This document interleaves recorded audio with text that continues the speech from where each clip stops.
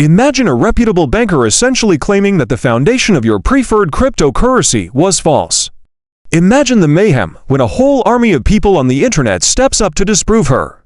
That's precisely what occurred with XRP this week, and I never imagined the rabbit hole my research led me down.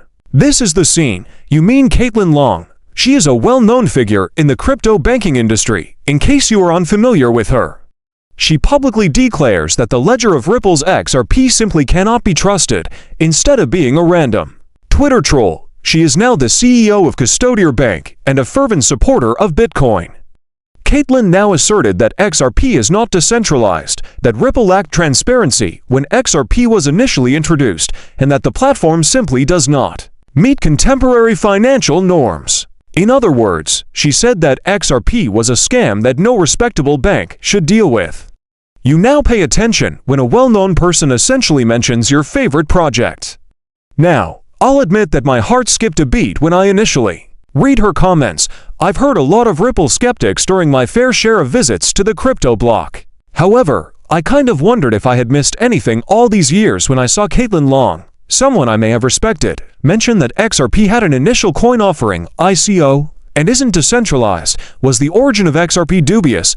Is the XRP ledger merely a decentralized version of a vault? I had some questions, and you know what? I wanted responses quickly. I simply began digging after grabbing my digital shovel. And believe me when I say that the XRP community, also referred to as the XRP Army, was already in full combat mode. It was like entering a combat zone, with forums, lengthy blog entries, and tweets serving as the ammunition. You've probably experienced the sensation of entering a movie midway through and seeing a huge fight scene in progress. I suppose that's how I felt when I jumped into Twitter or my old routines, the day that Caitlin's comments truly became widely shared. Caitlin was on one side, and others were nodding in agreement. Purists of Ethereum and Bitcoin mostly respond, "Told you so," are moron. The XRP Army on the opposing side was prepared to fact-check and deny each and every claim.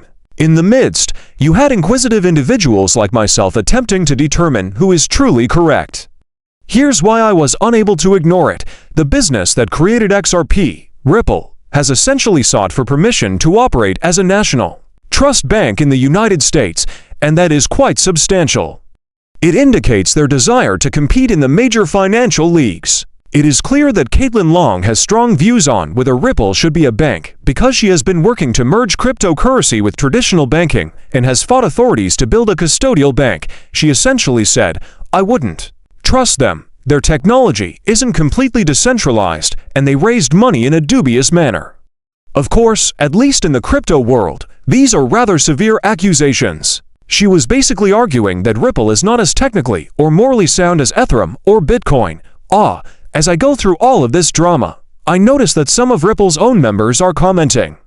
Even Ripple's CTO, David Schwartz, may be familiar to you from Joel Katz. In fact, one of the XRP ledger's original designers replied. He did, in fact, ask Caitlin Long to speak with him about the facts, correct? Regarding the facts, yes, wherever she truly desires. Now, when the CTO of a business says, "Let's talk," you are aware of how bad the situation is, and that's sort of like step into my office in the crypto world. We must resolve this. However, I think the community's reactions were what really stood out to me. Finding one thread in particular, written by an XRPL validator known as VET, was like to discovering a kind of treasure map. This individual then went on to list 5 reasons why they believed Caitlin's criticism was completely incorrect. As I read Vet's breakdown, I must admit that I was nodding along, making notes, and occasionally exclaiming aloud, "Wait, really?" At least to my camera, I most likely appeared insane at this point. Welcome to my world of obsessing about all these crypto details, but thank goodness I wasn't recording. Since these 5 points are actually the core to this entire story, let's sort of go over them, as raised by Vet and others. By the end, you will be able to determine whether Caitlin Long's assertions are true or whether the XRP Army was able to sink her battleship using all available information. And believe me when I say that some of these facts will astound you, as they did me, particularly if, like myself, you hadn't given XRP's early years much thought. The first is the assertion regarding an initial coin offering, or ICO. Caitlin basically said that Ripple conducted the first initial coin offering, ICO, by collecting funds up ahead. She now claims to have taken money up front. That sounds awful, doesn't it? It evokes the idea of a cash grab prior to product delivery, which regrettably occurred with some cryptocurrency initiatives in their early years. Now, many people would undoubtedly view Ripple as less trustworthy if it had conducted an initial coin offering, ICO, and regulators would likely feel the same way. Since many initial coin offerings, ICOs, were only rapid money-raising operations, they gained a bad image. Was XRP marketed as an initial coin offering, ICO? I've been with XRP since its infancy, and while I couldn't remember an ICO, I began to doubt myself. However, Ripple never had an initial coin offering, ICO, for XRP.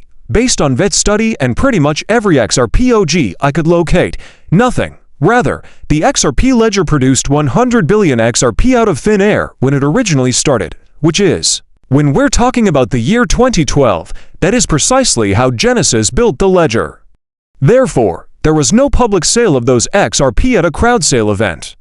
By the way, the network was brand new at the time, and nobody really thought it would be useful, so they were essentially worthless. Let's consider it this way. Consider a game in which every reward token that will ever be created is in the pot from the very beginning. You know, no one bought them up front.